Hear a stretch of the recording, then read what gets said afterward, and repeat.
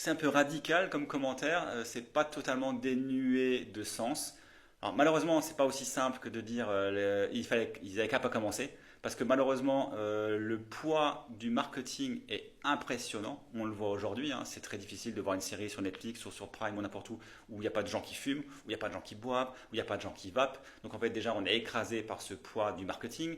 Donc il faut savoir que ces industries, elles ont un argent monstre, faramineux, c'est-à-dire pour ça qu'elles existent toujours. Elles ont cet argent et cet argent, elles l'utilisent pour que le plus de gens possible consomment. Il faut savoir que l'industrie du tabac tuant la moitié de ses consommateurs, il faut quand même qu'elle se renouvelle régulièrement parce que sinon au bout d'un moment il n'y a plus personne qui consomme. Et pour ça, elle met des moyens énormes. Et malgré les réglementations dans les différents pays, c'est quand même très très difficile.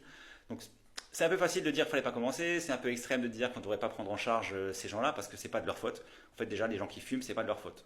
Et donc à partir de ce principe-là, il faut faire tout notre possible pour aider les fumeurs et les vapoteurs à arrêter. Et c'est d'ailleurs pour ça que moi, ancien fumeur, j'ai créé Quit, hein, c'était ma motivation, c'était aider d'autres personnes que moi à arrêter de fumer. Et donc je vous invite à télécharger l'application pour découvrir comment ça fonctionne.